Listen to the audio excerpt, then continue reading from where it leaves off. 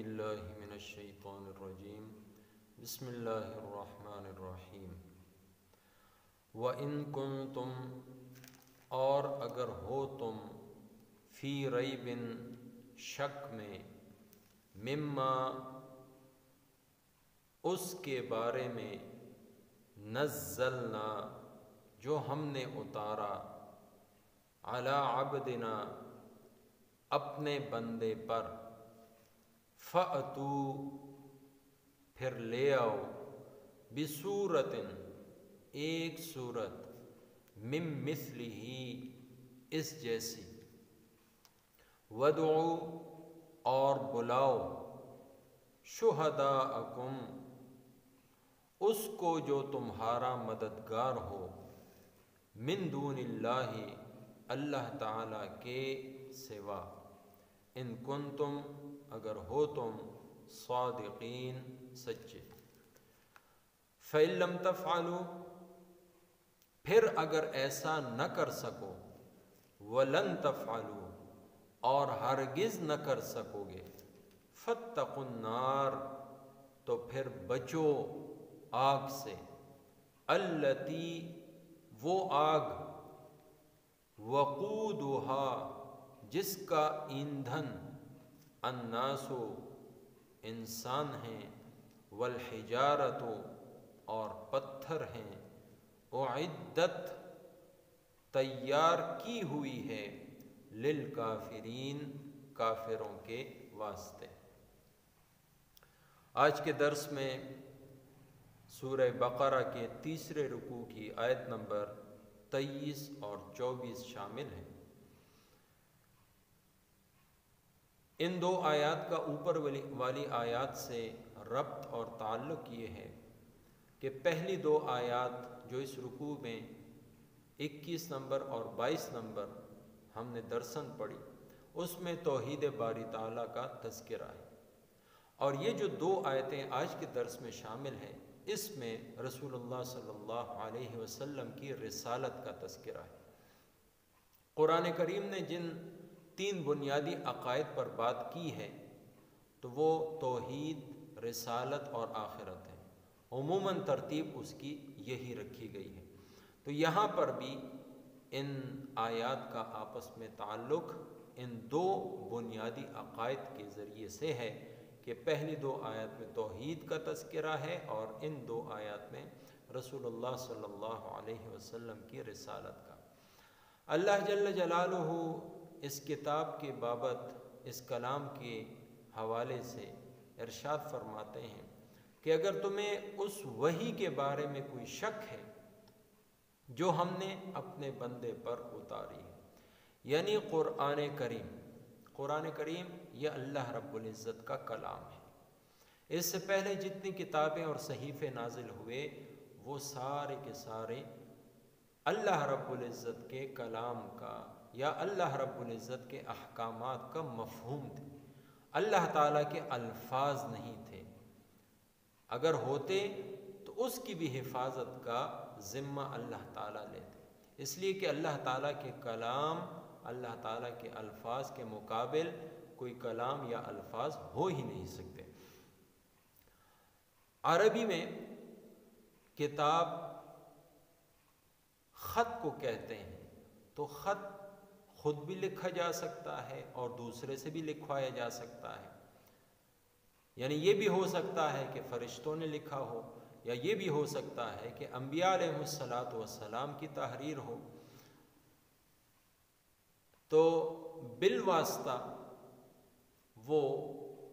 اللہ رب العزت کے احکام کا جو مفہوم ہے وہ عوام الناس تک پہنچا، لیکن قرآن کریم یہ اللہ تعالیٰ کا کلام ہے، اللہ تعالیٰ کے الفاظ ہیں اور ان کی حفاظت کا ذمہ اللہ تعالیٰ نے لیا ہے۔ لیکن یہ مکہ کے مشرک کہتے تھے کہ نہیں، یہ کلام محمد عربی صلی اللہ علیہ وسلم خود لکھتے ہیں، بناتے ہیں اور ہمیں پھر سناتے ہیں، نعوذ باللہ۔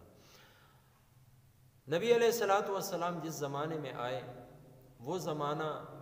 ادب کا اور فصاحت اور بلاغت کا اور عربی کے حوالے سے علم و ادب کا معروف دور تھا، اور یہ پہلے سے ایک ترتیب چلی آ رہی کہ جس دور کے اندر جس چیز کا زیادہ شہرہ ہو اور اس میں زیادہ مہارت اور کمال ہو، تو اللہ رب العزت اپنے پیغمبر جو بھیجتے تھے تو ان کے ہاتھ سے ایسا معجزہ صادر فرماتے تھے کہ وہ معجزہ اس وقت کے اہل عقل کی عقلوں کے خلاف ہوتا اور اس چیز کا توڑ ہوتا جس چیز میں انہوں نے مہارت حاصل کی ہوتی۔ مثلا موسیٰ علیہ السلام کے زمانے میں سحر یعنی جادو کا بہت زور تھا، اور یہاں تک کہ آپ دیکھیں، آپ نے پڑھا سنا ہوگا کہ موسیٰ علیہ السلام کے مقابلے میں جو جادوگر آئے تھے صرف ان کی تعداد 90,000 کے لگ بھگ تھی، تو اور یہ وہ لوگ تھے جو ماہر جادوگر تھے، تو ان کے علاوہ پتہ نہیں کتنے جادوگر اس وقت ہوں گے۔ تو اللہ تعالیٰ نے موسیٰ علیہ السلام کو 2 معجزات عطا فرمائے، ید بیضا یعنی ہاتھ کو بغل کے اندر لے جاتے، باہر نکالتے تو وہ چمک رہا ہوتا، اور اسی طریقے سے لاٹھی کو نیچے پھینکتے تو اس سے اژدہا بن جاتا۔ تو وہ جادوگر بھی اس چیز کو مان گئے اور جان گئے کہ یہ جادو نہیں ہے بلکہ یہ تو حقیقت ہے۔ اسی طریقے سے عیسیٰ علیہ السلام جس دور میں تشریف لاتے ہیں، اس دور میں طب کا، ڈاکٹری کا اور حکمت کا بہت زیادہ چرچا تھا، اور اس میں بہت کمال اور مہارت لوگوں کو حاصل تھی۔ تو عیسیٰ علیہ السلام کو اللہ تعالیٰ نے ایسے معجزے عطا فرمائے کہ جس کا علاج ان کی طب میں نہیں تھا، یعنی مادرزاد اندھا، اسی طرح کوڑ کا مریض اور مردہ کہ مردے کو زندہ کرنا،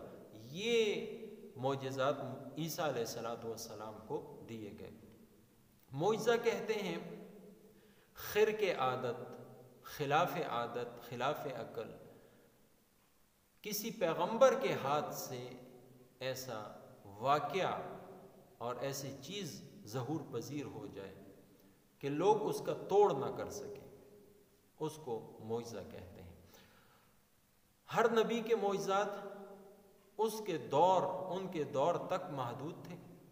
جب وہ دنیا سے چلے گئے تو وہ معجزات بھی ختم ہو گئے، لیکن محمد عربی صلی اللہ علیہ وسلم کا معجزہ قرآن کریم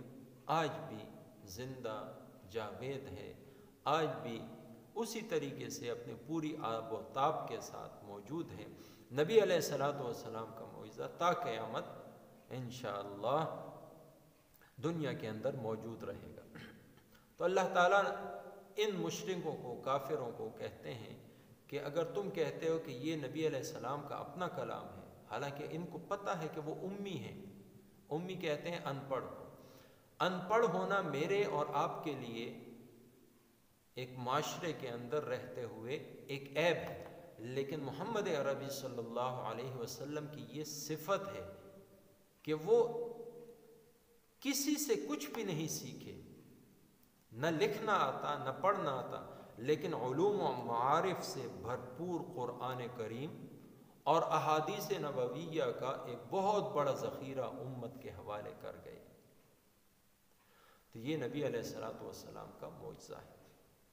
تو اللہ تعالیٰ فرماتے ہیں فاتو بسورۃ من مثلہ، جس طرح یہ عرب ہیں تم لوگ بھی عرب، اگر تم کہتے ہو کہ یہ خود لے کر آئے ہیں، خود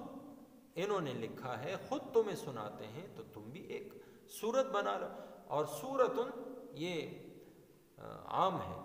یہاں پر اس کو خاص نہیں کیا گیا، معرفہ نہیں لائے گا، الف لام اس پر داخل نہیں ہوا، تو اس سے مراد کوئی بھی سورت، چھوٹی ہو بڑی ہو، سورہ بقرہ ہو یا سورہ کوثر ہو، کوئی بھی سورت اس کی طرح کی علوم و معارف سے بھرپور تم لے آؤ۔ اور صرف اکیلے تم نہیں، وَدْعُوا شُهَدَاءَكُمْ، اپنے گواہوں کو، اپنے مددگاروں کو، اپنے معبودوں کو ان سے گڑ گڑا کر مانگو کہ ہماری مدد کرو، اللہ کے علاوہ جس کو چاہتے ہو لے آؤ، ان کنتم صادقین، اگر تم سچے ہو۔ اب یہ جو دعویٰ کر رہے ہو کہ یہ خود بنا کر لاتے ہیں تو تم بھی بنا کر لے آؤ، لیکن اللہ تعالیٰ فرماتے ہیں فَإِن لَمْ تَفْعَلُوا وَلَن تَفْعَلُوا، نہ تو یہ کر سکتے ہو اور نہ ہی کر سکو گے۔ اللہ تعالیٰ نے چیلنج دے دیا، یہ کوئی بھی نہیں کر سکتا۔ چاہے وہ عرب ہے یا عجم ہے، سارے انسان مل کر، بلکہ دوسرے مقام پر سورہ بنی اسرائیل میں آیت نمبر 88 میں آیا قُلْ لَئِنِ اجْتَمَعَتِ الْإِنسُ وَالْجِنُّ عَلَىٰ أَن يَأْتُوا بِمِثْلِ هَٰذَا الْقُرْآنِ،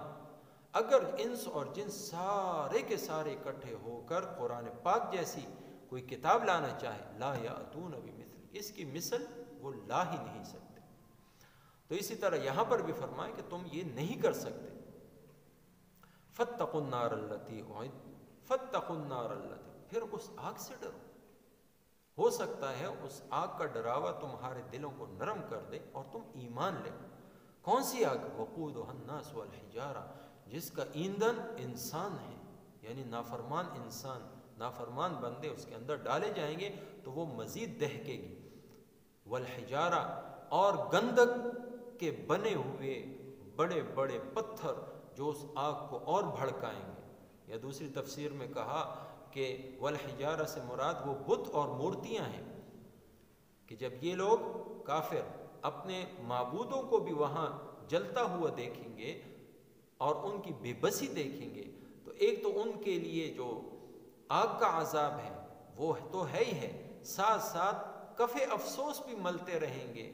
کہ او ہو، جن کو ہم ساری عمر پوچھتے رہے وہ بھی ہمارے ساتھ یہاں پر موجود ہیں۔ اعدت للکافرین، یہ آگ اللہ رب العزت نے کافروں کے لیے تیار کر رکھی ہے۔ اللہ تعالیٰ میری آپ کی اور تمام مسلمانوں کی اس آگ سے، اس کے دھوئیں سے، اس کے عذاب سے، اس کی تکلیف سے، اس کی حدت سے محفوظ فرمائے۔ ترجمہ دوہرا لیتے ہیں۔ وَإِن كُنتُمْ، اور اگر ہو تم، فی ریب، شک میں، مما نزلنا، اس کلام سے جو اتارا ہم نے، علی عبدنا، اپنے بندے پر، فَأْتُوا، پس لے آؤ، بصورت، ایک صورت، من مثلہ، اس جیسی، وَادْعُوا، اور بلاؤ، شہداءکم، وَادْعُوا شہداءکم، اور بلاؤ اس کو جو تمہارا مددگار ہو، من دون اللہ، اللہ تعالیٰ کے علاوہ، ان کنتم صادقین، اگر ہو تم سچے، فَإِن لَمْ تَفْعَلُوا، پھر اگر ایسا نہ کر سکو، وَلَن تَفْعَلُوا، اور ہرگز نہ کر سکو گے، فَاتَّقُوا النَّارَ، تو پھر بچو آگ سے، الَّتِی، وہ آگ، وَقُودُهَا النَّاسُ وَالْحِجَارَةُ، جس کا ایندھن آدمی اور پتھر ہیں، اعدت، تیار کی ہوئی ہے، للکافرین، کافروں کے واسطے، وما توفیقی الا باللہ۔